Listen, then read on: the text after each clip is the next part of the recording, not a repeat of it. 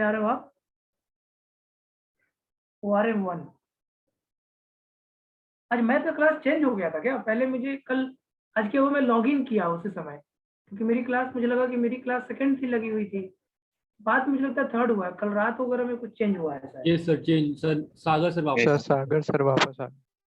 अच्छा, सागर सर पढ़ाने लगे अब? Yes sir, yes sir. हाँ सर। लास्ट फाइनली बढ़िया फैकल्टी मिल गया आपको, नहीं? यस सर, अब सही है सर, अब तो सही लग रहा है। बहुत करते करते घूमते फिरते चीजें फिर वहीं पे पहुंचा। वही आए सर, वही वही सर वही यही स्टार्टिंग में रख दिए होते सर, कभी तक कोई झंझट ही नहीं हुआ होता। क्या कहा जाए।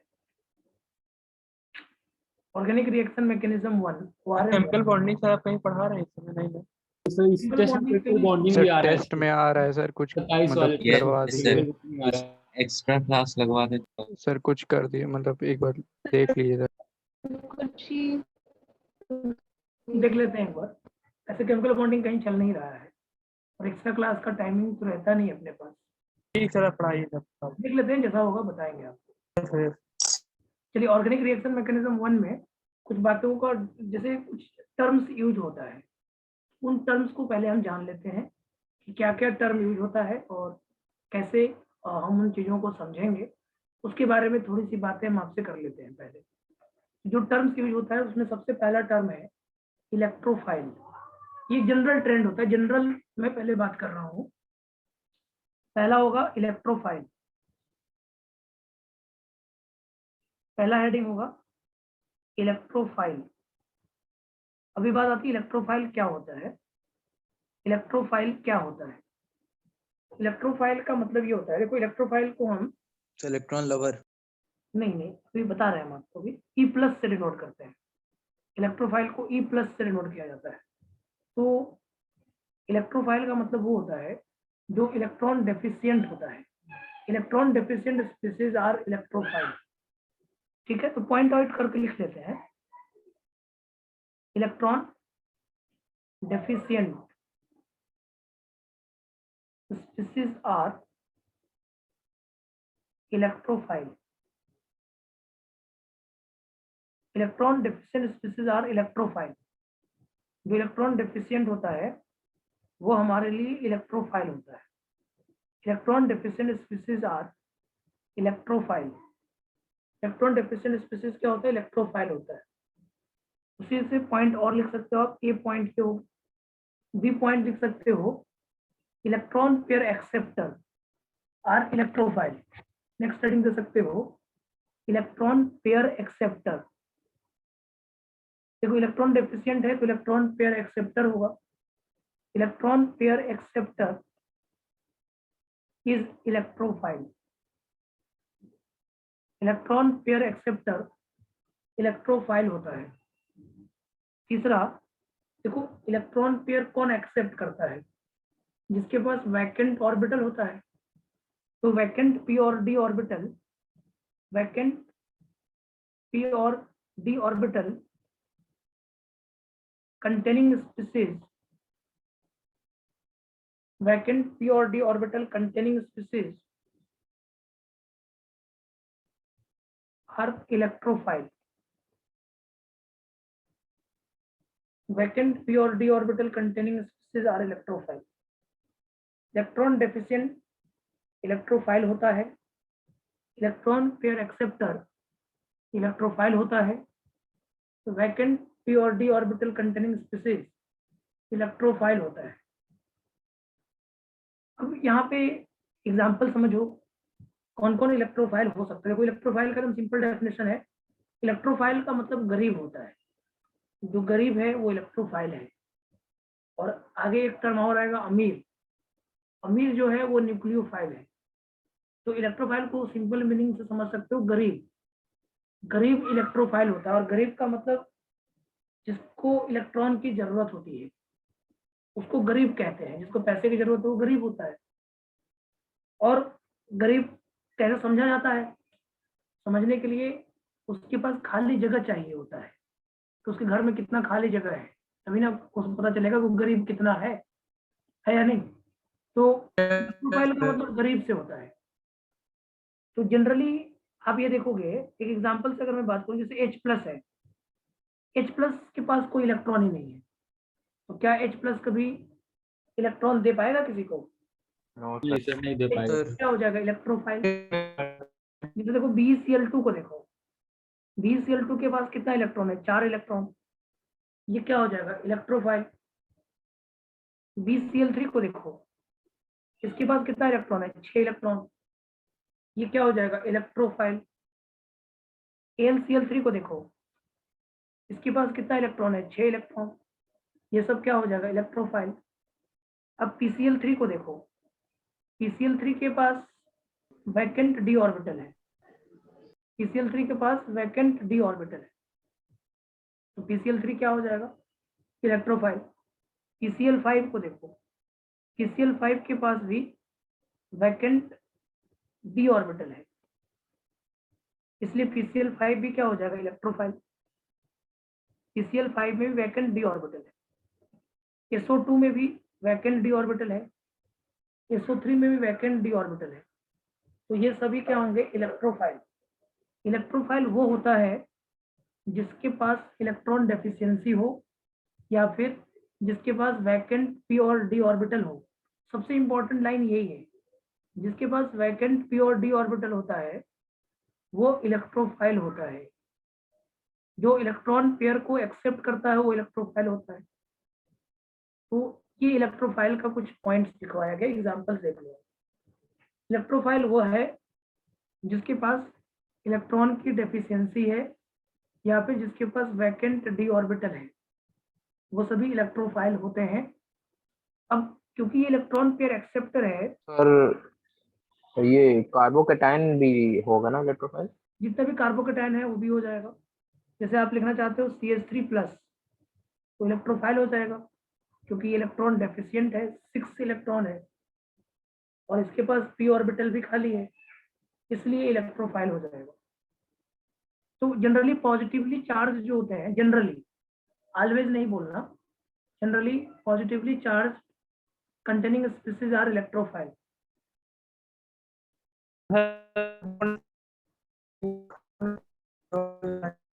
जनरली पॉजिटिव चार्ज, आपकी आवाज आ नहीं रही बेटा। Generally positive charge containing species are electrophile. Positive charge containing species जो होता है वो इलेक्ट्रोफाइल होता है।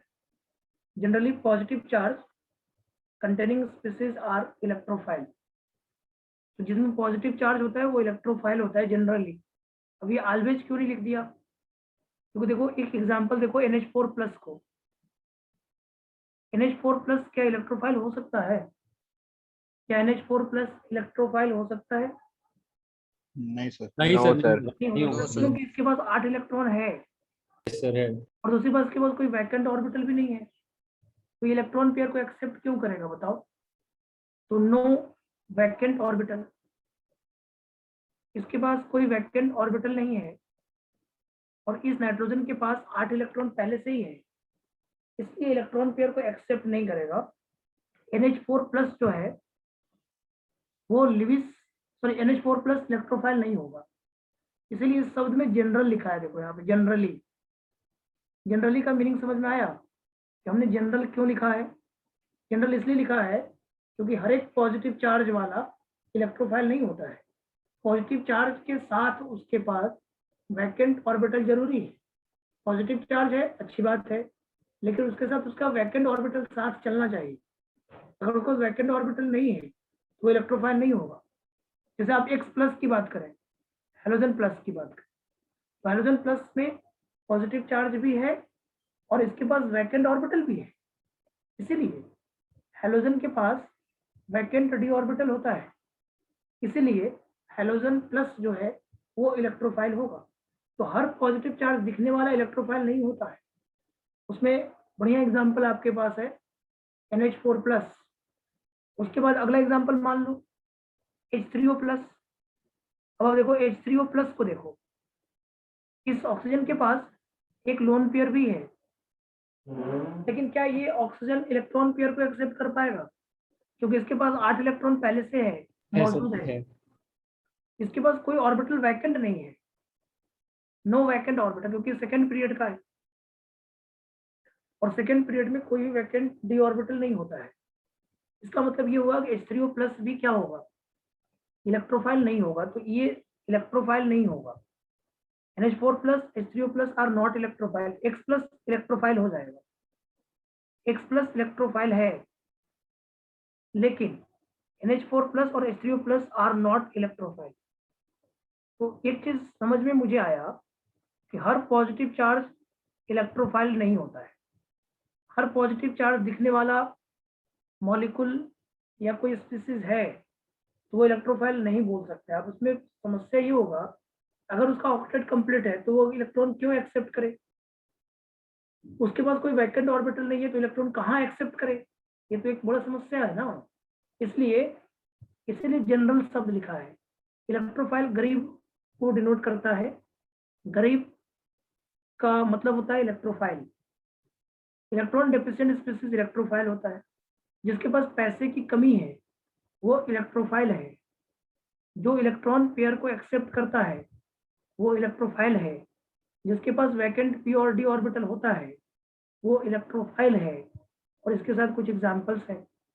इसके बाद CD के बाद एक पॉइंट यहाँ पे और आता है, क्योंकि ये इलेक्ट्रॉन पेयर एक्सेप्टर की बात हो रही है, तो इलेक्ट्रॉन पेयर एक्सेप्टर जो होता है वो लिविस एसिड होता है। Lewis acid electron pair acceptor ही होता है, तो electrophile act as a Lewis acid, it act as Lewis acid, it act as Lewis acid, ये लिविस एसिड की तरह एक्ट करता है। तो ये 5 पॉइंट है यहाँ पे टोटल।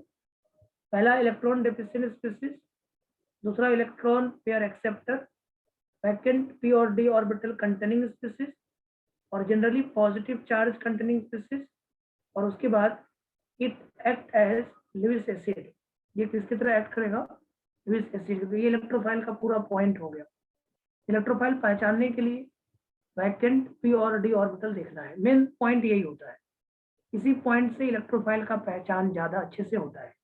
जिसके पास वैकेंट p और d ऑर्बिटल होता है वो हमेशा ही इलेक्ट्रोफाइल होता है, वो हमेशा ही इलेक्ट्रोफाइल होता है। तो इलेक्ट्रोफाइल समझ में आ गए, ये 5 पॉइंट है जहां से आपको इलेक्ट्रोफाइल को समझना होता है। बोलो। यस सर, क्लियर है अच्छे से।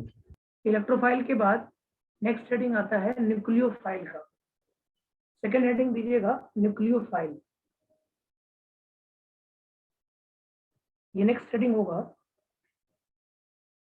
न्यूक्लियोफाइल। बात ये आती है न्यूक्लियोफाइल क्या होता है। न्यूक्लियोफाइल को Nu माइनस से दिखाते हैं। न्यूक्लियोफाइल Nu माइनस होता है। तो देखो ये सीधा सा वो इलेक्ट्रॉन डेफिशिएंट था, ये इलेक्ट्रॉन रीच होगा। यहाँ पे भी पॉइंट आउट कर सकते हो, electron rich species, electron rich species are nucleophile, electron rich species are nucleophile.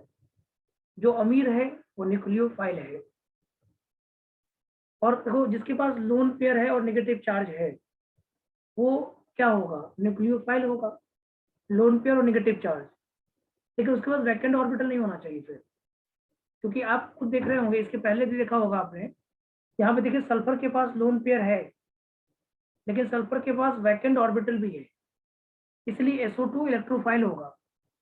तो लोन पेयर और नेगेटिव चार्ज होना चाहिए लेकिन नो वैकेंट ऑर्बिटल के साथ, तो न्यूक्लियोफाइल होगा। अगर मान लो घर खाली है तो पैसे की जरूरत, पहले पैसा भरोगे तब ना किसी को दोगे।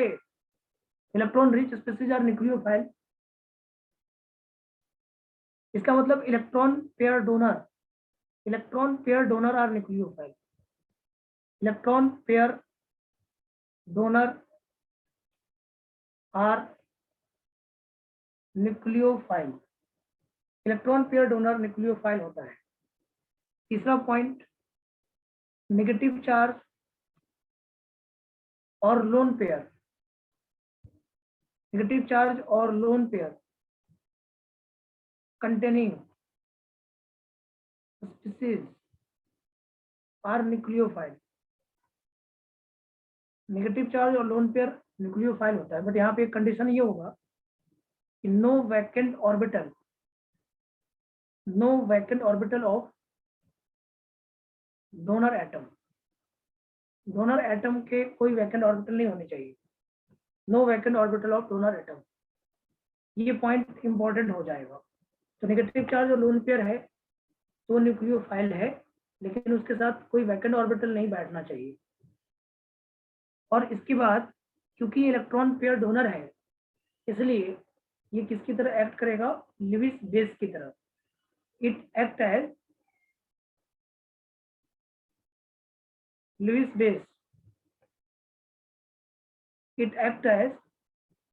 बेस, तो 4 पॉइंट है। इलेक्ट्रॉन रिच न्यूक्लियोफाइल होता है, इलेक्ट्रॉन पेयर डोनर न्यूक्लियोफाइल होता है, नेगेटिव चार्ज और lone pair containing species nucleophile होता है, जिसके पास कोई वैकेंट ऑर्बिटल नहीं होता है वो न्यूक्लियोफाइल होता है, और ये लिविस बेस की तरह एक्ट करता है।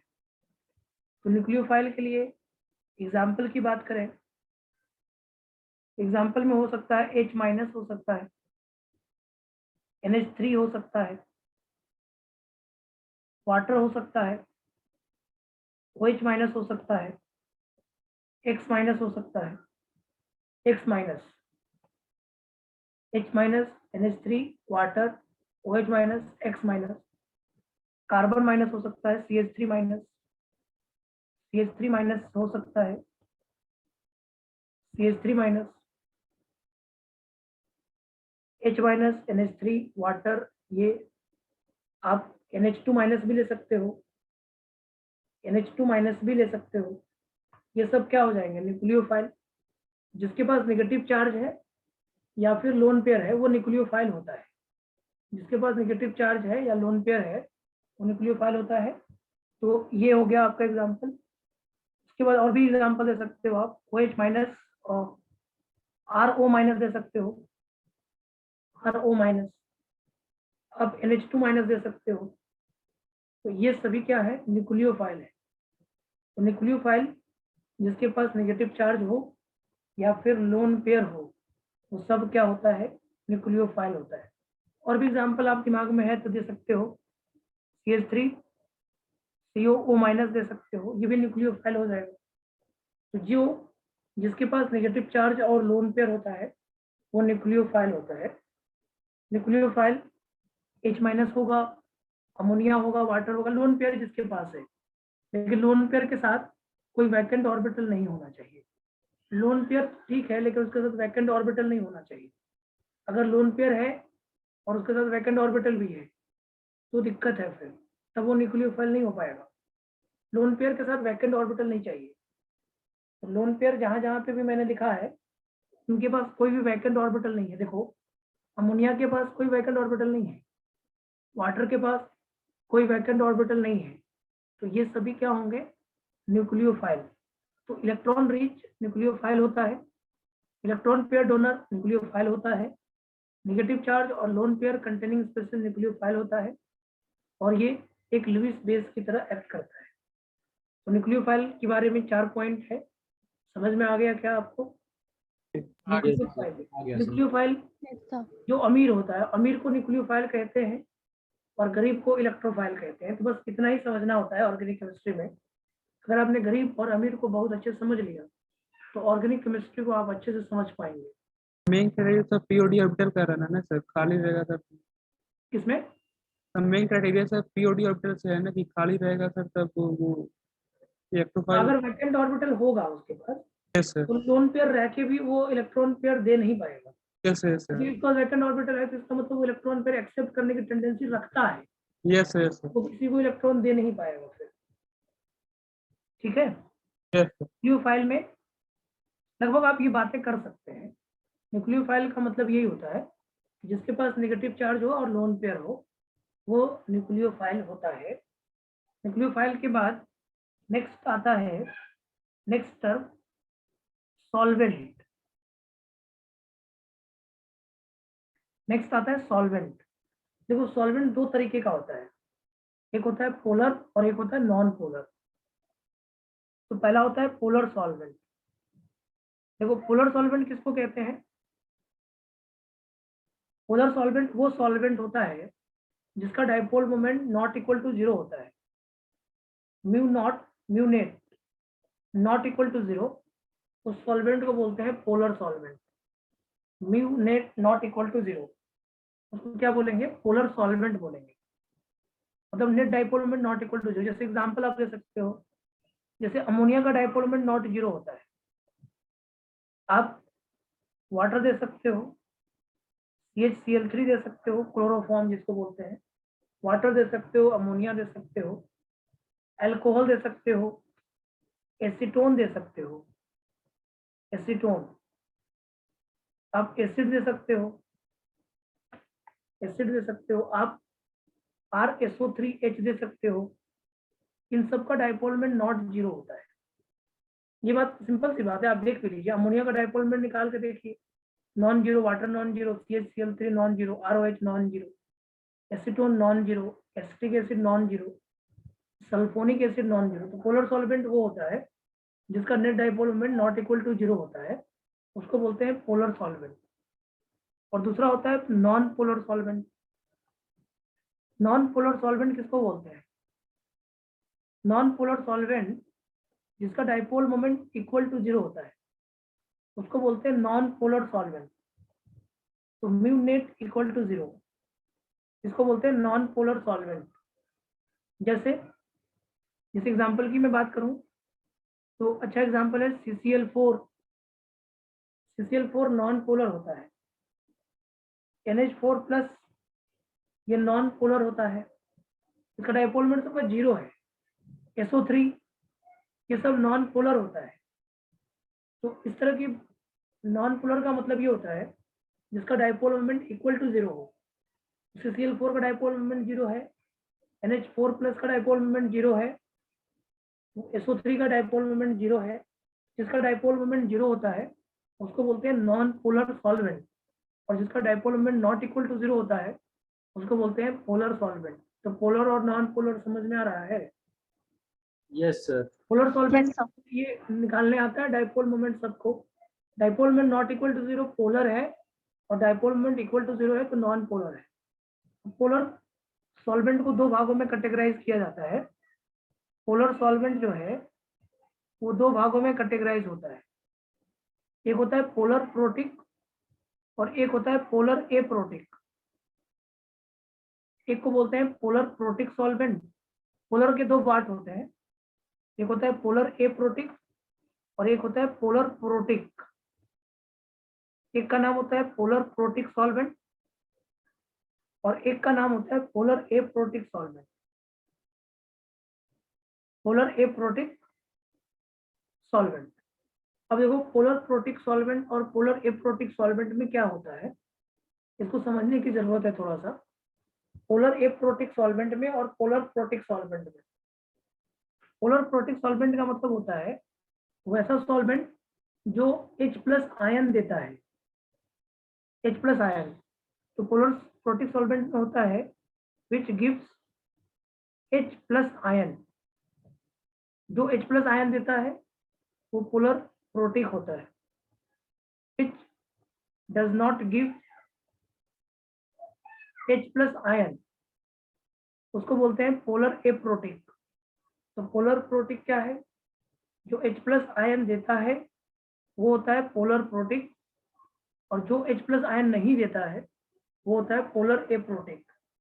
अब एग्जांपल के तौर पे अगर बात करें तो वाटर जो है वो पोलर प्रोटिक है, अमोनिया जो है वो पोलर प्रोटिक है, एसिटिक एसिड जो है वो पोलर प्रोटिक है, अल्कोहल जो है वो पोलर प्रोटिक है। ये सभी क्या है? पोलर प्रोटिक है। ये H+ आयन देंगे। जब आप इनको डिसॉल्व कर दोगे तो वाटर H+ देता है, अमोनिया H+ देता है, एसिटिक एसिड H+ देगा, अल्कोहल H+ देगा। तो ये सभी क्या होंगे? और भी ले सकते हो आप, RSH भी ले सकते हो, थायोल भी ले सकते हो, RSH भी ले सकते हो। तो ये सभी पोलर प्रोटिक होंगे। और पोलर एप्रोटिक में क्या होगा? एसीटोन, एसीटोन हो जाएगा। पोलर एप्रोटिक है, ये H+ आयन नहीं देगा। ये H+ आयन वो देता है जो मोर इलेक्ट्रोनेगेटिव एटम से लगा होता है, जैसे ऑक्सीजन से लगा हो, नाइट्रोजन से लगा हो, सल्फर से लगा हो या हेलोजन से लगा हो, वो H+ आयन देता है। H+ आयन मतलब एसिडिक हाइड्रोजन। एसिडिक हाइड्रोजन वो देता है जो किसी ऑक्सीजन से लगा हो, नाइट्रोजन से लगा हो, हाइड्रोजन से लगा हो, सल्फर से लगा हो या फिर कार्बन विथ sp हाइब्रिडाइज्ड हो, उससे लगा हो। तो H+ आयन देने वाला कौन है? H+ आयन वो देता है, फिर समझ लो एक बार, इस चीज को सुन लो। H+ आयन वो देता है जो H मोर इलेक्ट्रोनेगेटिव एटम से लगा होता है। तो यहाँ लिख लीजिए आप, H is attached to more electronegative atom.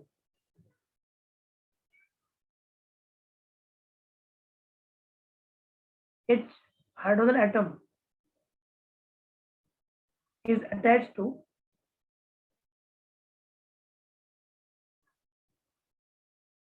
more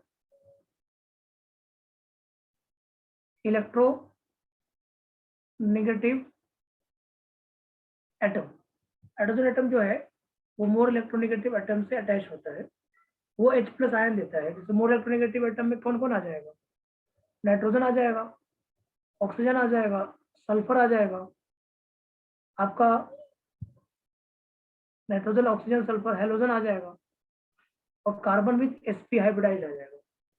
sp hybridised carbon वो आपको H+ आयन देगा, उसको बोलेंगे पोलर प्रोटिक। उसको क्या बोलेंगे? Polar protic. अब ये पोलर एप्रोटिक में पहला नाम आ गया एसीटोन।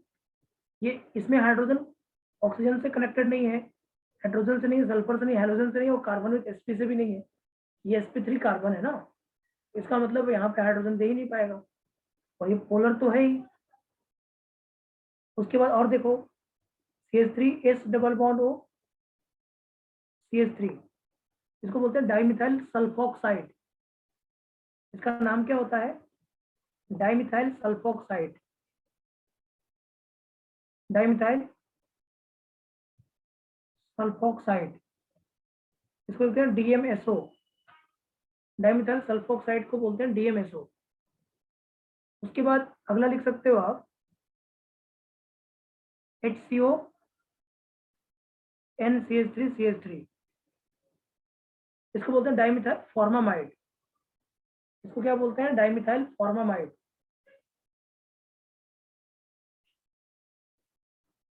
सर वो ESP क्या लिखे हैं? DMSO, carbon with sp hybridise यहाँ पे लिखा हुआ है, कार्बन विथ sp हाइब्रिडाइज। ये जो लिखा है ना, ये लिखा है कार्बन विथ sp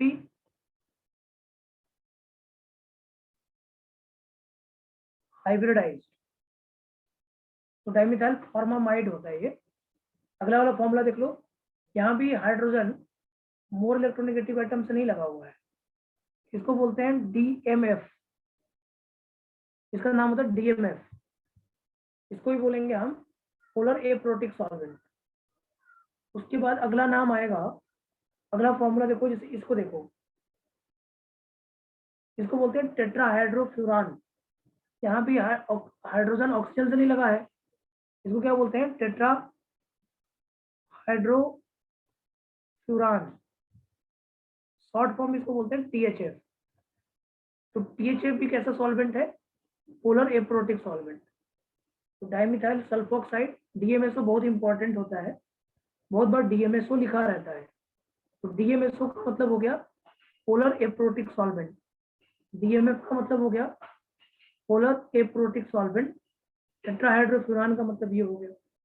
और भी आप लिख सकते हो, ये भी लिख सकते हो CH3CO, अभी भी लिख सकते हो CH3CO N CH3CH3, इसको बोलते हैं डाइमिथाइल एसिटामाइड। डाइमिथाइल एसिडामाइड, इसको शॉर्ट फॉर्म में हम क्या बोलेंगे? DMA। ये कुछ नाम है जिसमें आपका एसीटोन हो गया, DMSO हो गया, DMF हो गया, टेट्राहाइड्रोफ्यूरान हो गया, डाइमिथाइल एसिटामाइड हो गया, DMA।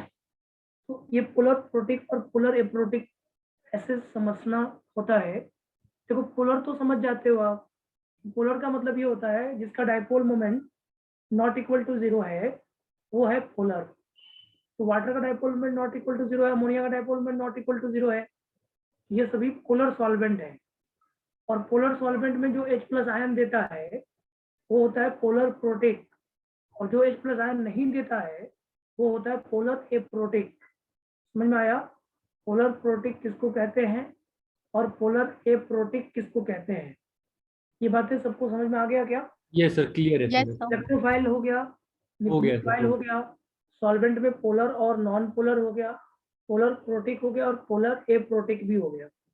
ठीक है, तो इतनी बात अगर आप समझ गए हैं तो हम आगे की बात करते हैं। आगे की बात में अगले पॉइंट पे चलते हैं। तो अगले पॉइंट पे हम लोग जो बात करने वाले हैं, जो कि के लिए इम्पोर्टेंट भी होने वाला है, वो ये है, सबसे पहले हम जानना चाहते हैं कि न्यूक्लियोफिलिसिटी क्या होता है। अब यहीं पे एक टर्म और जानेंगे, न्यूक्लियोफिलिसिटी। हम क्योंकि अभी न्यूक्लियोफाइल जाने हैं, अब ये जानना चाहते हैं कि कौन सा न्यूक्लियोफाइल अच्छा है, कौन सा न्यूक्लियोफाइल खराब है। अच्छा और खराब में डिफ्रेंशिएट करना जानना चाहते हैं। कौन न्यूक्लियोफाइल अच्छा है, कौन न्यूक्लियोफाइल खराब है, इसके बारे में भी हम एक बार समझने की कोशिश करते हैं। ठीक है, तो नेक्स्ट टर्म है हमारा न्यूक्लियोफिलिसिटी। यहाँ तक तो समझ में आ गया होगा आपको? यस यहाँ सर, यस तक सर। समझ आ गया होगा। अब आता है नेक्स्ट टर्म न्यूक्लियोफिलिसिटी। न्यूक्लियोफिलिसिटी में देखोगे, जो कि आपको आसान भी लगेगा, न्यूक्लियोफिलिसिटी में थोड़ा समझना, अभी लिखते हैं। न्यूक्लियोफिलिसिटी का डेफिनेशन ये होता है, न्यूक्लियोफाइल आपने भी सीखा है। अब आप ये जानना चाहते हैं कि कौन सा न्यूक्लियोफाइल अच्छा है और कौन सा न्यूक्लियोफाइल खराब है और कौन जल्दी इलेक्ट्रॉन पेयर डोनेट करता है, उसके बारे में। उसके लिए टर्म जानना होगा न्यूक्लियोफिलिसिटी। न्यूक्लियोफिलिसिटी का मीनिंग क्या होता है? ये होता है tendency to donate an electron pair to electron deficient carbon. जो इलेक्ट्रॉन डेफिशिएंट कार्बन होता है ना, उस पर जो इलेक्ट्रॉन देने की टेंडेंसी होती है उसको बोलते हैं न्यूक्लियोफिलिसिटी। यहाँ पर लिखिएगा, tendency to donate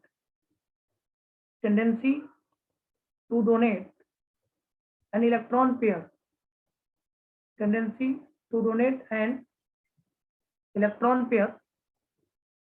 to electron deficient carbon. Tendency to donate an electron pair to electron deficient carbon. जो इलेक्ट्रॉन डेफिशिएंट कार्बन को इलेक्ट्रॉन पेयर डोनेट करने की जो टेंडेंसी होती है, वही इसका न्यूक्लियोफिलिसिटी होता है। Tendency to donate an electron pair to electron deficient carbon is known as nucleophilicity. अब न्यूक्लियोफिलिसिटी में क्या क्या फैक्टर होगा जिसके बेसिस पे हम ये बता पाए कि कौन अच्छा न्यूक्लियोफाइल है और कौन खराब न्यूक्लियोफाइल है।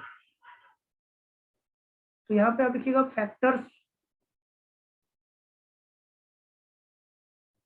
For nucleophilicity. Factors for nucleophilicity. Nucleophilicity के लिए फैक्टर्स क्या होंगे? Factors for nucleophilicity.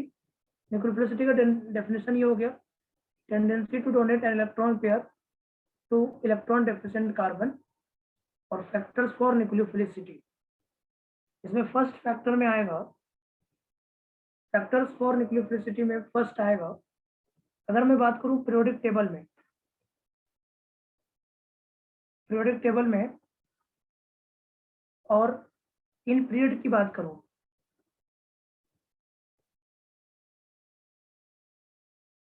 अगर मैं इन पीरियड की बात करूं तो आपको क्या लगता है लेफ्ट टू राइट क्या होना चाहिए? लेफ्ट टू राइट न्यूक्लियोफिलिसिटी बढ़ना चाहिए या घटना चाहिए? घटना चाहिए, घटेगा सर। हटेगा सर। डिक्रीज हो ना। यहाँ लेफ्ट टू राइट इलेक्ट्रोनेगेटिविटी बढ़ जाता है, तो इलेक्ट्रोनेगेटिविटी बढ़ने से नेगेटिव चार्ज मोर इलेक्ट्रोनेगेटिव ज्यादा स्टेबल होता है, इसलिए इलेक्ट्रॉन देने की कैपेसिटी किसकी ज्यादा होगी, कार्बन की ना। Yes sir. आप लिखिएगा on moving from left to right, on moving from left to right electronegativity increases, electronegativity left right electronegativity बढ़ता है। इसका मतलब ये हुआ, इट मीन्स इलेक्ट्रोनेगेटिविटी बढ़ता है, it means nucleophilicity decreases. Nucleophilicity क्या होगा, डिक्रीज होगा। न्यूक्लियोफिलिसिटी क्या होगा, डिक्रीज होगा। बात समझ में आ रहा है क्या? Yes nucleophilicity sir. डिक्रीज हो जाएगा। तो इस केस में न्यूक्लियोफिलिसिटी क्या होता है, डिक्रीज होता है। तो लेफ्ट टू राइट इलेक्ट्रोनेगेटिविटी बढ़ता है, इसका मतलब न्यूक्लियोफिलिसिटी घटता है। जैसे देखो आपके पास अगर आ जाए carbon minus, nitrogen minus, oxygen minus और फ्लोरीन माइनस, तो किसकी न्यूक्लियोफिलिसिटी ज्यादा बोलोगे आप? Carbon minus. कार्बन माइनस की। यस, तो कार्बन माइनस एक बहुत ही स्ट्रॉन्ग न्यूक्लियोफाइल होता है। जैसे आपके पास CH3 माइनस है, NH2 माइनस है, OH माइनस और F माइनस है, तो न्यूक्लियोफिलिसिटी का ऑर्डर क्या होगा? तो सबसे ज्यादा कार्बन, फिर नाइट्रोजन, फिर ऑक्सीजन, फिर फ्लोरीन। यस, न्यूक्लियोफिलिसिटी का ऑर्डर होगा CH3 माइनस, फिर NH2 माइनस, फिर OH माइनस और लास्ट में क्या आएगा, F माइनस आएगा। ये तो इन पीरियड हो गया। इन ग्रुप की अगर बात करें तो क्या कहेंगे? अगर हम ग्रुप में बात करें तो क्या बोलेंगे? टॉप टू बॉटम डिक्रीज करेगा। डिक्रीज करेगा सर। ये सर डिक्रीज तो देखो क्या होता है यहाँ पे, कंसेप्ट जो है वो कार्बन पे अटैक करने की बात है। तो यहाँ पे पोलराइजेशन शब्द लगता है, ग्रुप में पोलराइजेशन लगाया जाता है। On moving from top to bottom,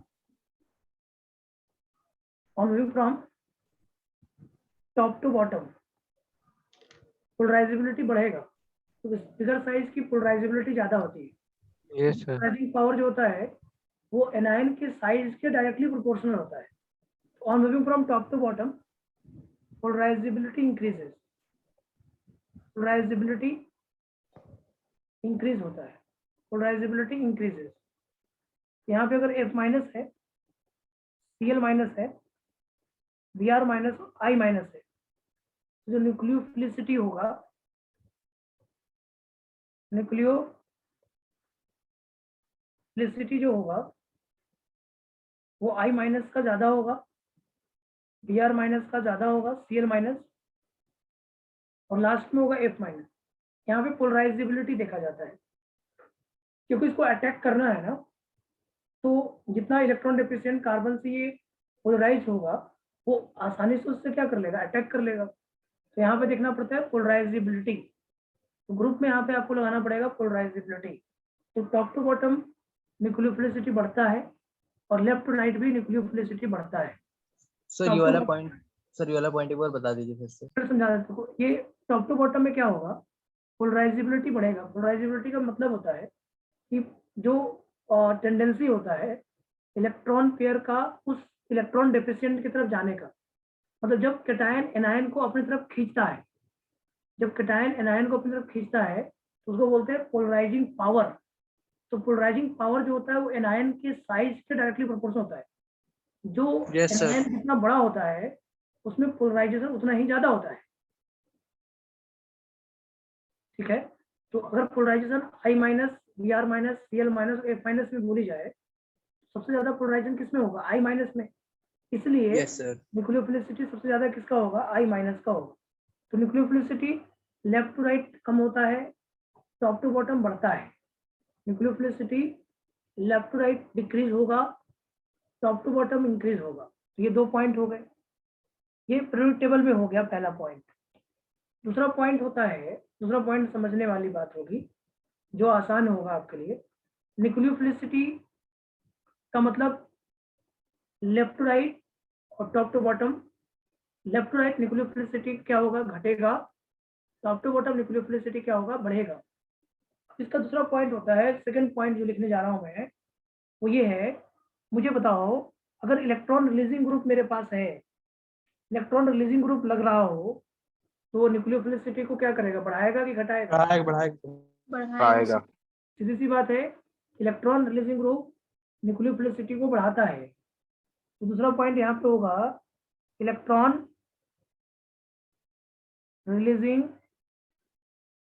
group मतलब ERG, मतलब +M +I hyper conjugation increases the nucleophilicity, nucleophilicity को बढ़ा देगा।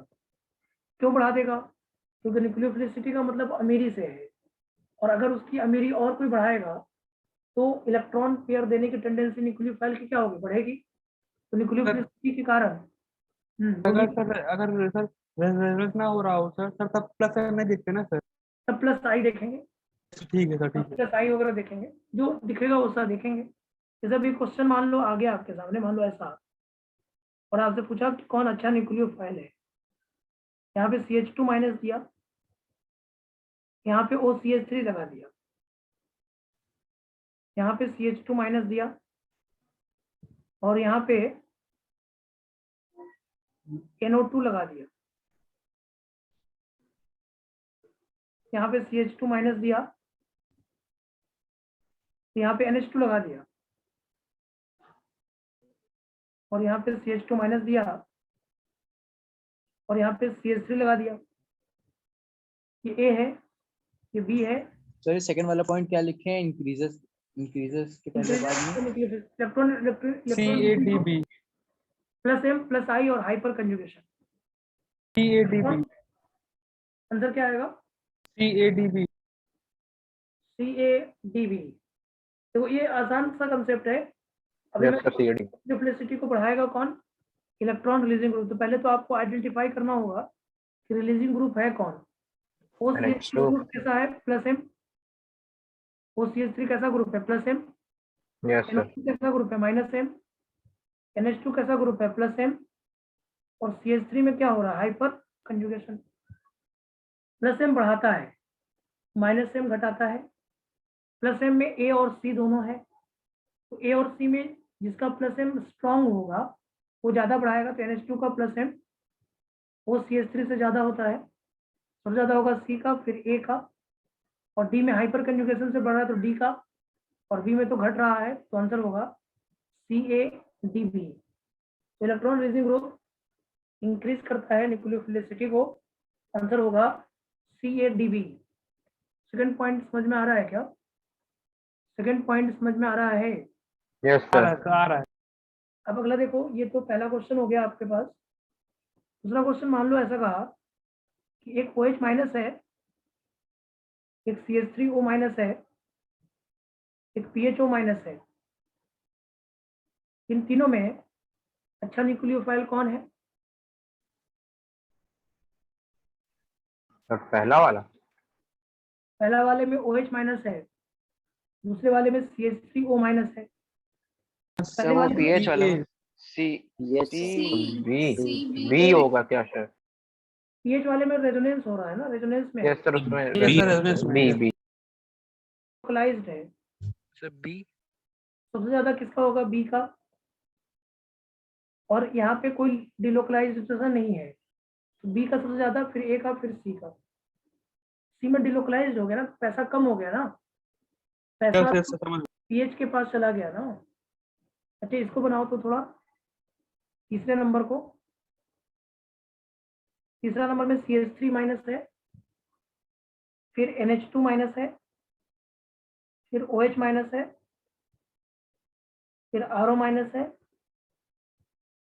PHO- है, और ACO- है।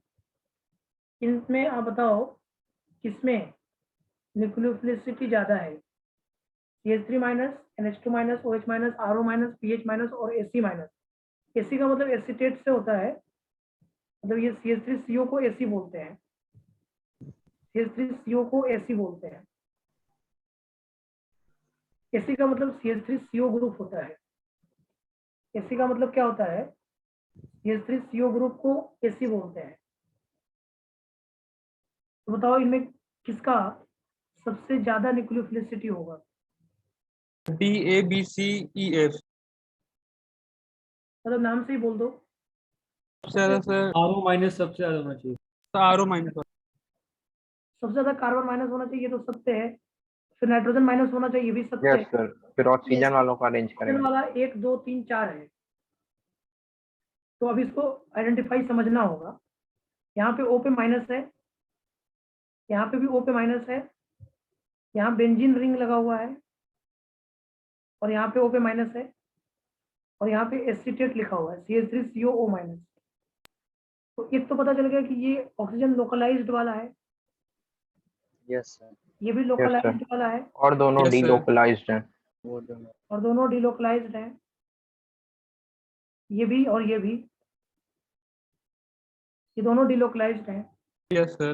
बट अब यहाँ पे बात आती है कि लोकलाइज्ड वाला ज्यादा होता है, तो लोकलाइज्ड वाले में आर ज्यादा वाला R plus M plus I plus. Minus, उसके बाद OH माइनस, उसके बाद देखना होगा कि PHO माइनस या CH3COO माइनस। सर पहले CH3 फिर O, क्योंकि उसमें ज्यादा हो रहा है दूसरे टॉलरेंस हो रहा वाले है ना सर। देखिए इसमें रेजोनेंस ज्यादा हो रहा है जरूर, लेकिन इसमें रेजोनेंस हो रहा है ना, वो इक्वल कंट्रीब्यूशन में जा रहा है, बराबर बराबर कंट्रीब्यूशन में, तो चार्ज इक्वली डिवाइड हो जाएगा। जैसे 100 रुपया है और दो बराबर बराबर भागोगे तो 50-50 बचेगा, लेकिन यहाँ पे 100 रुपया है तो वो 100 बराबर में नहीं बट रहा है, ये कार्बन पे जा रहा है, तो इसका चार्ज 20% ही सिर्फ जाएगा, 80% बच जाएगा, 50% थोड़ी चला जाएगा इसका चार्ज, क्योंकि इसको बटने वाला ग्रुप कौन है, कार्बन है ना, ये सब कार्बन यस सर। कार्बन पे जा रहा है ये। तो जब इक्वल कंट्रीब्यूशन जब भी होता है ना, तो नेगेटिव चार्ज का अमाउंट ज्यादा घटता है। यहाँ पे 50% सीधे खत्म हो जाएगा, यहाँ पे 50% खत्म कर लोगे कभी आप? No sir. तो यहाँ पे जब कंट्रीब्यूशन बराबर होता है, इक्वल कंट्रीब्यूशन है ना, इक्वल कंट्रीब्यूशन है, बराबर बराबर है, इक्वल कंट्रीब्यूशन है, यहाँ पे आप लिख सकते हो, यहाँ पे कंट्रीब्यूशन क्या है, इक्वल है। इसलिए एसीटेट आयन में, एसीटेट आयन की अगर मैं बात करूं और फेनॉक्साइड आयन की मैं बात करूं, उन दोनों में ज्यादा किसका होगा, फेनॉक्साइड आयन का होगा, फिर एसीटेट आयन का होगा। ये जरूर याद रखना, क्योंकि ये क्वेश्चन बहुत बार एग्जाम में आया हुआ है। फेनॉक्साइड और एसीटेट में कोई पूछे कि क्यों ऐसा है, तो डिलोकलाइजेशन, डिलोकलाइज इक्वल कंट्रीब्यूशन के साथ है, और अगर इक्वल कंट्रीब्यूशन के साथ है तो बराबर बराबर बढ़ जाएगा, बराबर बराबर बढ़ जाएगा तो चार्ज कम हो जाएगा, चार्ज कम हो जाएगा तो उसके न्यूक्लियोफिलिसिटी क्या हो जाएगी, कम हो जाएगी, क्योंकि अमीरी कम हो जाएगा। तो बताइए इक्वल कंट्रीब्यूशन वाला। इक्वल कंट्रीब्यूशन का मतलब मैं ये बोल रहा था कि ये ऑक्सीजन माइनस है, तो ये दोनों बराबर बराबर ऑक्सीजन में डिस्ट्रीब्यूट होगा ना। जैसे ये बनेगा क्या, CH3CO माइनस, और ये डबल बॉन्ड हो, ये इसका रेजोनेटिंग स्ट्रक्चर कैसा है, इक्वल है ना, ऊपर वाला रेजोनेटिंग स्ट्रक्चर नीचे वाला रेजोनेटिंग स्ट्रक्चर बराबर बराबर है। इसीलिए बोल रहा हूँ मैं, यस अगर सर। कंट्रीब्यूशन तुम्हारा इक्वल है तो वहां पे हमेशा ध्यान रखना, चार्ज डिस्ट्रीब्यूशन ज्यादा हो जाता है, ठीक है। यस।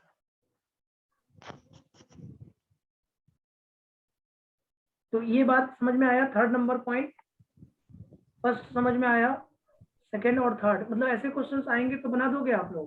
बना एकदम बढ़िया से बना लें। एक क्वेश्चन और देखना चाहो तो देख लो, यस सर, एक दीजिए और। 4 नंबर क्वेश्चन देख लो आप। आपके पास है RSO3 minus, RCOO minus, RO minus, PHO minus, OH minus. इनमें बताओ किसमें अच्छा न्यूक्लियोफिलिसिटी है।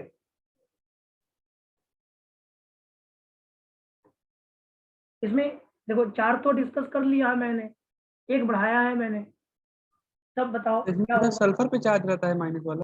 नहीं, माइनस चार्ज तो ऑक्सीजन पे ही होता है, एसिड ठीक है का सर। ऑक्सीजन पे ही चार्ज होता है। तो अगर इसको एक्सपेंडेड लिखना चाहोगे, ये बनेगा RS डबल बॉन्ड हो O minus, COO minus, RO minus, ये PHO माइनस OH माइनस। अब इसमें बात आती है कि किसमें पैसा ज्यादा है, पैसा देखना है। सर यहाँ सबसे पे ज्यादा आरओ माइनस। ये वाला में तो बहुत ज्यादा डिस्ट्रीब्यूशन है, तो 33% के आसपास चार्ज है। यहाँ पे 3 डिस्ट्रीब्यूशन है ना, यहाँ 50% के आसपास चार्ज हो गया। इक्वल डिस्ट्रीब्यूशन में चार्ज ज्यादा डिस्ट्रीब्यूट हो जाता है, तो सबसे ज्यादा किसका होगा? RO माइनस का ना, प्लस आई के बेसिस पे। तो ये होगा RO माइनस। उसके बाद बताओ, H माइनस OH माइनस उसके बाद minus PHO minus, PHO minus ACO minus RCOO minus, RSO3 last में RSO3 माइनस आएगा, क्योंकि ऑक्सीजन 3 में डिस्ट्रीब्यूट हो गया ना, और 3 बराबर बराबर डिस्ट्रीब्यूट हो गया, 33% चार्ज ही बचा। 100 को 3 भागों में डिवाइड करोगे तो 33.3 ही बचता है ना, 33.33% बचेगा। ये बात समझ में आया न्यूक्लियोफिलिसिटी की point? 3 point. Yes sir. 2 point. तीसरा पॉइंट होता है, तीसरा पॉइंट समझना, तीसरा पॉइंट पे अगर हम बात करें, सर बस एक मिनट चौथा है ऊपर कर सर। दीजिए। अच्छा चौथा पॉइंट है ये? नहीं, सर चौथा हो। ये तो क्वेश्चन था, चारों क्वेश्चन था। हाँ एग्जाम्पल सर तीसरा पॉइंट 1 होगा। 2 3 और ये क्वेश्चन है 4। तो क्वेश्चन बनाने का समझ में आ ही गया है, तो प्रैक्टिस कराने का कोई मतलब नहीं है। देखो मैंने बोला था GOC जितना अच्छा होगा उतना जल्दी जल्दी हमारा रिएक्शंस कंप्लीट हो जाएगा, क्योंकि रिएक्शंस के फीचर्स तो यही, देखो आप न्यूक्लियोफिलिसिटी बताना है तो GOC की ही बात कर रहे हैं हम। अगर आप देखो कार्बेनाइन नेगेटिव चार्ज के अमाउंट के बढ़ाने की बात कर रहे हैं आपसे, तो सीधी सी बात है कि मैं किसकी बात कर रहा हूँ? GOC की ही बात कर रहा हूँ ना। अगर GOC अच्छा है तो न्यूक्लियोफिलिसिटी देख पाओगे आप, GOC खराब है तो न्यूक्लियोफिलिसिटी आप नहीं देख पाओगे। तो GOC अच्छा होना ही चाहिए ना। ये बात आपको प्रूफ मिल गया होगा इन Yes. 4 क्वेश्चन से। 4 क्वेश्चन आपको ये प्रूफ करा रहा है कि GOC कितना स्ट्रांग होना चाहिए आपका। जितना ज्यादा स्ट्रांग GOC होगा उतना ज्यादा फायदा आपको मिलेगा। एंड थर्ड नंबर पॉइंट है कि जो एनायनिक न्यूक्लियोफाइल होता है और न्यूट्रल न्यूक्लियोफाइल होता है, इन दोनों में बेस्ट कौन होता है? एनायनिक और न्यूट्रल न्यूक्लियोफाइल में बेस्ट न्यूक्लियोफाइल कौन है या बेटर Anionic। कौन है? Anionic ना सर। एनायनिक का मतलब नेगेटिव चार्ज आ गया, यस नेगेटिव सर। चार्ज जल्दी डोनेट करने की कोशिश होती है ना। यहाँ पे आप क्या लिखोगे? Anionic nucleophile is better than neutral nucleophile. ये बात हमेशा सत्य है। Anionic nucleophile is better than neutral nucleophile. Anionic nucleophile neutral nucleophile से बेटर होता है। Anionic nucleophile is better than neutral nucleophile. जैसे आप मान लो अगर कहा जाए OH माइनस और वाटर में, तो OH माइनस वाटर से अच्छा होगा। उसे कहा जाए NH2 माइनस और अमोनिया में, तो NH2 माइनस ज्यादा अच्छा होगा। अब से कहा जाए HS माइनस और H2S में, तो HS माइनस अच्छा होगा। बोलो। Yes sir. तो न्यूट्रल न्यूक्लियोफाइल और एनायनिक में एनायनिक हमेशा बेटर होता है न्यूट्रल से। एनायनिक और न्यूट्रल दोनों है, हमेशा ध्यान रखना न्यूट्रल और एनायनिक में बेटर न्यूक्लियोफाइल एनायनिक ही होगा। सर बस इसके ऊपर वाला क्वेश्चन दिखा दीजिए एक बार। लिख लो बेटा, पहले लिख लीजिए पहले सर आप आप। बस रिलेटिव बता रहे ना सर जी, ऐसा हो सकता है कि OH is greater than H2S। OH greater than H2S मतलब हम समझे नहीं क्या बोलना चाह रहे हैं। जैसे कि आप इसमें जो एग्जांपल लिखे हैं वो सर एकदम वैसा है ना कि H प्लस जोड़ दिए हैं वैसा वाला, लेकिन सर ऐसे कर सकते हैं कि एनायनिक हमेशा चाहे जो न्यूट्रल सबसे बढ़िया नहीं होगा। ऐसा नहीं मैंने बोला है। अब अमोनिया और OH माइनस तुम कंपेयर करोगे तो अमोनिया ही ज्यादा होगा, यस सर, यस सर, वो नहीं बोला मैंने। बोला कि अपने न्यूट्रल से ज्यादा होगा, यस सर। मतलब अपने पेरेंट से ज्यादा होगा। एनायनिक हमेशा अपने पेरेंट वाले से ज्यादा होगा, ये मैंने बोला है। ऐसा नहीं कि हर जगह एनायनिक लग गया तो वो सब न्यूट्रल से ज्यादा हो जाएगा। Yes yes sir. चलिए चौथा पॉइंट पे आइए। अगर मान लो स्टेरिक हिंड्रेंस बहुत ज्यादा है, तो स्टेरिक हिंड्रेंस ज्यादा है तो वो चल नहीं पाएगा, समझ रहे हो? बड़ा अगर बल्कि कोई मोटा आदमी है तो मोटा आदमी के चलने का जो रेट होता है धीरे धीरे होता है, तो मोटे आदमी के केस में न्यूक्लियोफिलिसिटी कम हो जाए। अगर स्टेरिक हिंड्रेंस बढ़ रहा है, देखना इस पॉइंट को समझाऊंगा मैं भी।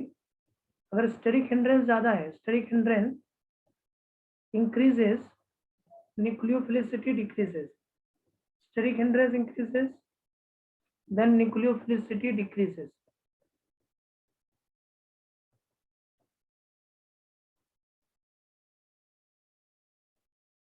Nucleophilicity decreases. अगर स्टेरिक हिंड्रेंस बढ़ता है तो न्यूक्लियोफिलिसिटी घटता है। Steric hindrance increases, then nucleophilicity decreases. जब स्टेरिक हिंड्रेंस बढ़ेगा तो न्यूक्लियोफिलिसिटी घट जाएगा। जैसे अब यहाँ पे देखो, अगर ये होगा CH3 CH3 और O माइनस और CH3O माइनस, इन दोनों में अच्छा न्यूक्लियोफाइल कौन है? CH3O minus. तो यहाँ पे बहुत बल्कि है, स्टेरिक रिपल्सन ज्यादा है, मोर स्टेरिक हिंड्रेंस या क्राउडिंग भी बोल सकते हैं इसको, मोर स्टेरिक क्राउडिंग है यहाँ पे, तो न्यूक्लियोफिलिसिटी अच्छा ही है। तो अगर ऐसा कोई केस आ जाए जहाँ पे एक में स्टेरिक हिंड्रेंस बहुत ज्यादा हो और एक में स्टेरिक हिंड्रेंस बहुत कम हो, तो जिसमें स्टेरिक हिंड्रेंस कम होता है वो अच्छा न्यूक्लियोफाइल होता है। स्टेरिक हिंड्रेंस कम वाला अच्छा न्यूक्लियोफाइल होता है। तो ये बताइए सर कि स्टेरिक हिंड्रेंस सर केवल ये एल्काइल ग्रुप से करते हैं? अल्काइल ग्रुप ही ज्यादा स्टेरिक हिंड्रेंस करता है। मान लीजिएगा OH हो जाए, OH NO2 टाइप होता नहीं होगा? OH वाला कहाँ रहता है ज्यादा? जो भी स्टेरिक हिंड्रेंस आएगा वो ज्यादातर मिथाइल वाले अल्काइल ग्रुप में ही आता है। ठीक है सर। अल्काइल ग्रुप में स्टेरिक हिंड्रेंस ज्यादा आता है। ठीक है, यस सर, समझ। क्लियर है सबको? Clear sir, clear. Yes sir. इसको लिख लीजिए पहले। ये 4 पॉइंट है। पहला पॉइंट समझ में आ गया पीरियोडिक टेबल में, दूसरा पॉइंट इलेक्ट्रॉन रिलीजिंग ग्रुप में, तीसरा पॉइंट ये, और चौथा पॉइंट स्टेरिक हिंड्रेंस में। 4 पॉइंट टोटल मैंने आपको बताया है न्यूक्लियोफिलिसिटी को देखने के लिए। टोटल 4 पॉइंट हमने बताया है न्यूक्लियोफिलिसिटी को देखने के लिए। ठीक है, तो न्यूक्लियोफिलिसिटी वाला क्वेश्चन बन जाएगा आपसे, बन जाएगा ना? न्यूक्लियोफिलिसिटी का कोई भी क्वेश्चन आएगा तो इसी तरीके से आपको बनाना होगा। न्यूक्लियोफिलिसिटी का कोई भी क्वेश्चन आएगा तो आपको इसी तरह से बनाना होगा। यही 4 पॉइंट होता है जहां से सभी न्यूक्लियोफिलिसिटी का क्वेश्चन आपके बन जाएंगे। तो आपको सेक्शन ए वाला जो क्वेश्चन होगा ना, वो इसी पे बेस्ड होगा। इलेक्ट्रोफाइल क्या है, न्यूक्लियोफाइल कौन है, इलेक्ट्रोफाइल कौन है, पोलर प्रोटिक कौन है, पोलर प्रोटिक कौन है, न्यूक्लियोफिलिसिटी का ऑर्डर क्या होगा, ये सब क्वेश्चन होगा आपके सेक्शन ए में। जो भी लोग देखेंगे आज देख लीजिएगा आप लोग जाकर सेक्शन ए। उसके बाद एक लास्ट हेडिंग यहाँ पे और होता है जिसका नाम है लिविंग ग्रुप एबिलिटी।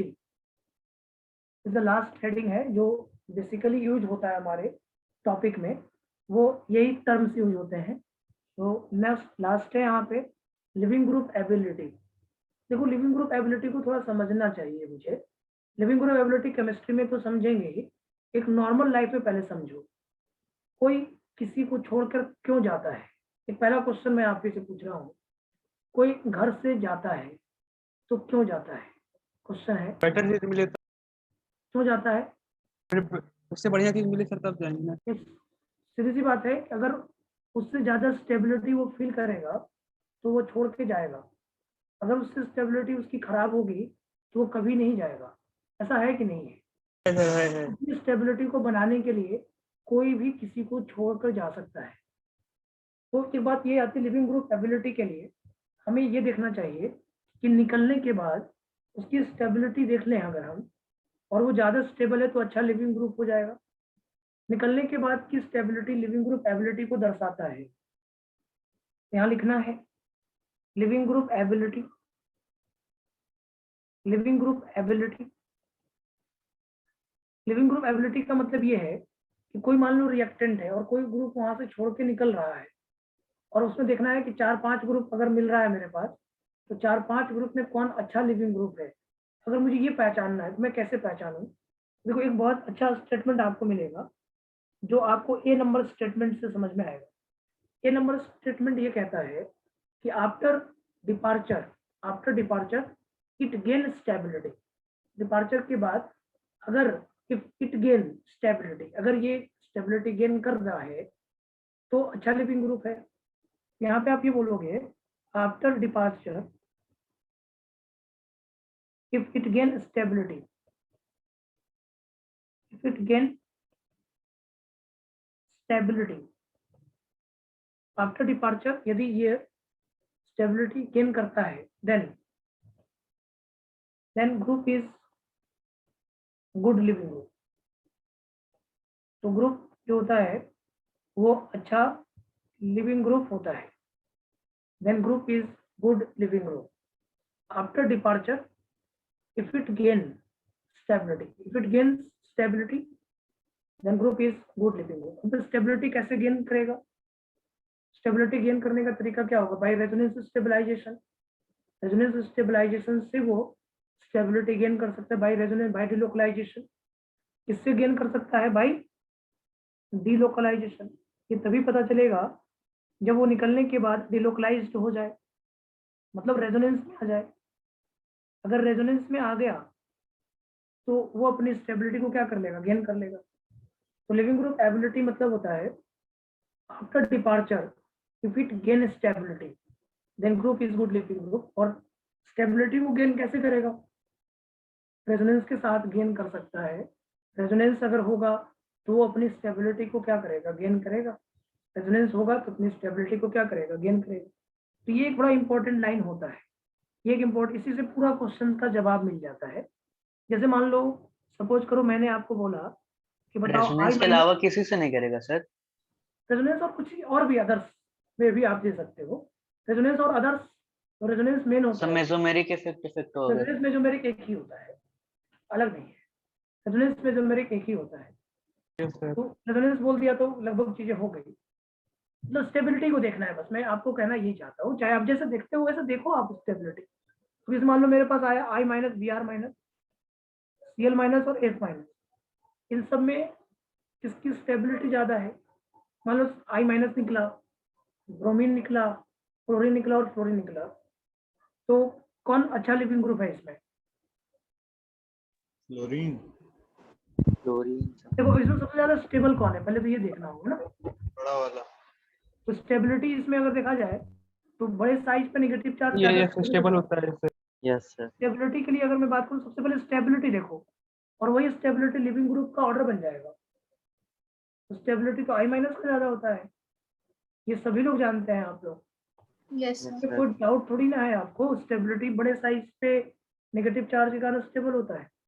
तो स्टेबिलिटी और लिविंग ग्रुप एबिलिटी एक दूसरे के पूरक है. लिविंग ग्रुप एबिलिटी और स्टेबिलिटी, अगर आपको स्टेबिलिटी देखने आता है समझ लो आप डिपार्चर किसका डिपार्चर सर?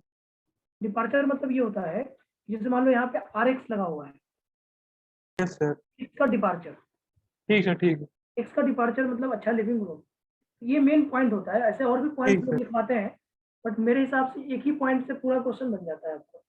जब ये डिपार्ट करने के बाद ही लिविंग ग्रुप ऑर्डर पूछा जाता है. डिपार्चर के बाद कौन अच्छा लिविंग ग्रुप होगा? तो जो स्टेबल है वो अच्छा लिविंग ग्रुप होगा. तो पहला तो हो गया. दूसरा क्या देखोगे आप?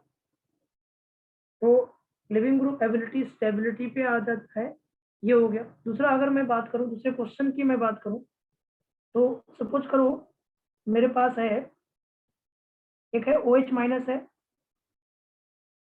एक RO माइनस है, एक PHO माइनस है और एक HCO माइनस है. तो बताओ इन चारों में अच्छा लिविंग ग्रुप कौन है? ACO minus.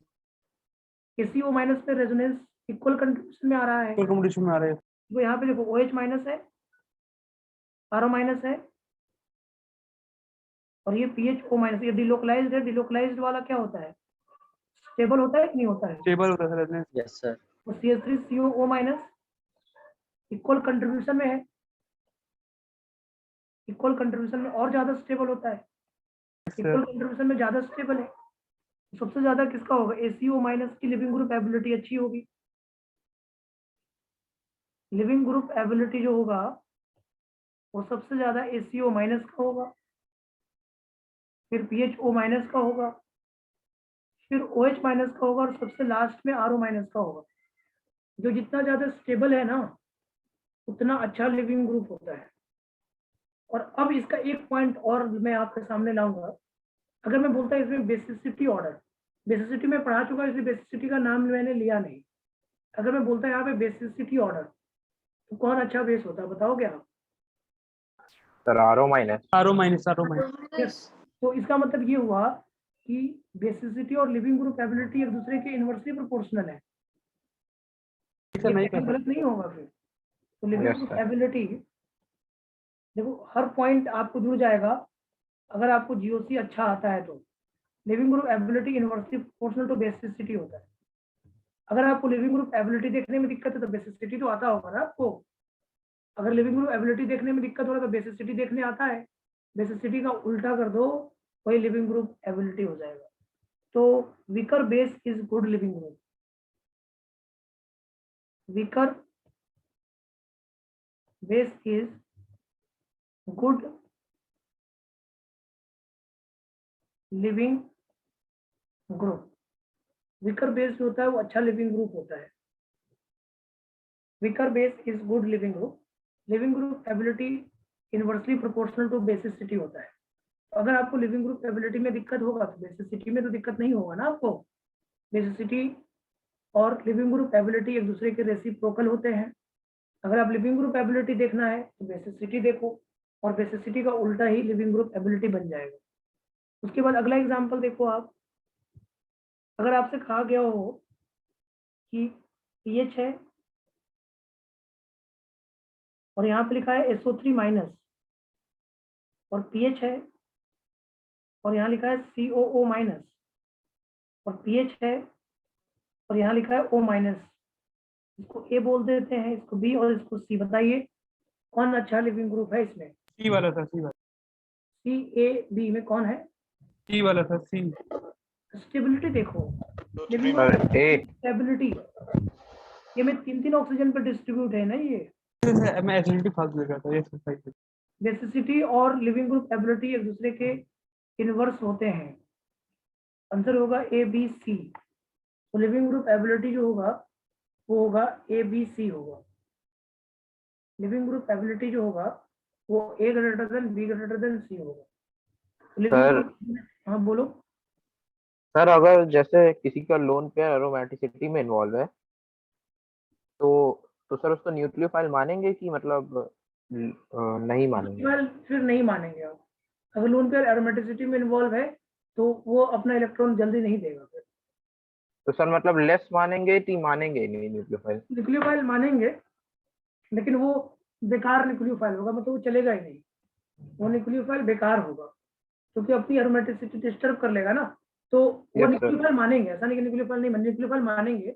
और हो सकता है कोई ऐसा रिएक्शन हो रहा हो जिससे कि वो बाद में न्यूक्लियोफिलिसिटी, वो ऐसा कोई ग्रुप निकलने के बाद फिर से एरोमेटिसिटी गेन कर ले रहा हो। पॉसिबिलिटी हो सकता है ऐसा हो। जैसे पहले तो रिएक्शन होगा भाई, अब लोन पेयर है तो न्यूक्लियोफाइल तो मानेंगे ही, लेकिन वो बहुत बहुत बहुत स्लो होगा, बहुत स्लो। मतलब रिएक्शन होगा तो उसमें बहुत टाइम लगेगा, इनफाइनाइट टाइम लगेगा, ऐसा समझ लो। अब उस रिएक्शन को होने से अगर वो रिएक्शन हुआ तो फिर से वो एरोमेटिसिटी गेन करने की चाहत रखेगा। तो क्या होगा, जब वो किसी ग्रुप के साथ जुड़ा होगा तो वो ग्रुप तो नहीं निकलेगा, लेकिन उसका दूसरा ग्रुप निकल जाएगा, तो रिएक्शन हो जाएगा वो, तो फिर से वो एरोमेटिसिटी इसमें जरूर सर, गेन करने की कोशिश करेगा।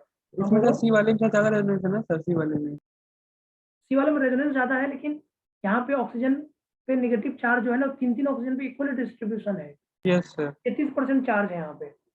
यस सर, यस सर, समझ। यहाँ पे चार्ज 33% है, यहाँ पे 50% है, और यहाँ यस पे सर, 80% के आसपास चार्ज है। तो जिसमें चार्ज कम हो गया ना उसमें स्टेबिलिटी बढ़ जाता है, तो लिविंग ग्रुप एबिलिटी एबीसी होगा। और एक लास्ट एग्जांपल के साथ आज का क्लास एंड होगा। वो एग्जांपल ये है, बेंजीन रिंग है, इसके साथ CH2 माइनस है, NO2 है, ये A है, यहाँ पे CH2 माइनस है,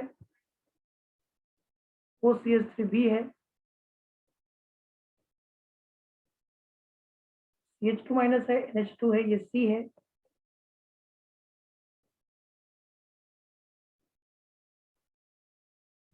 बताइए इसमें न्यूक्लियोफिलिसिटी का ऑर्डर क्या है? ADBC। ADBC। देखो न्यूक्लियोफिलिसिटी का मतलब कार्बेनाइन की स्टेबिलिटी होगा। Yes sir. न्यूक्लियोफिलिसिटी में ये -m दिखा रहा है, ये +m दिखा रहा है, ये क्या दिखा रहा है, +m दिखा रहा है, और ये -i दिखा रहा है, ये -i दिखा रहा है आपका। Yes sir. न्यूक्लियोफिलिसिटी ज्यादा किसका होगा, -m के कारण ज्यादा होगा तो A होगा, फिर D होगा, फिर B और C, क्योंकि B और C में C वाला स्ट्रॉन्ग +m है, आंसर होगा ADBC। आज का क्लास यहीं तक होगा, यहाँ तक आपको करना है। ए सेक्शन आप कर लीजिएगा, ठीक सर ठीक। वर्किंग ग्रुप एबिलिटी वगैरह सब हो गया, ए सेक्शन हो गया है। सर नेक्स्ट सेक्शन में आपको न्यूक्लियोफिलिक रिएक्शन पढ़ाया जाएगा। हाँ बोलो। सर इसका पीडीएफ भेज दीजिएगा, नोट नहीं कर पाए। ठीक है, नोट्स मिल जाएगा। ठीक है फिर नेक्स्ट क्लास में। 1 मिनट सर, बस 1 minute sir. Thank you sir. चलिए नेक्स्ट क्लास में भेज देता हूँ, पीडीएफ भेज देता हूँ। ठीक है सर।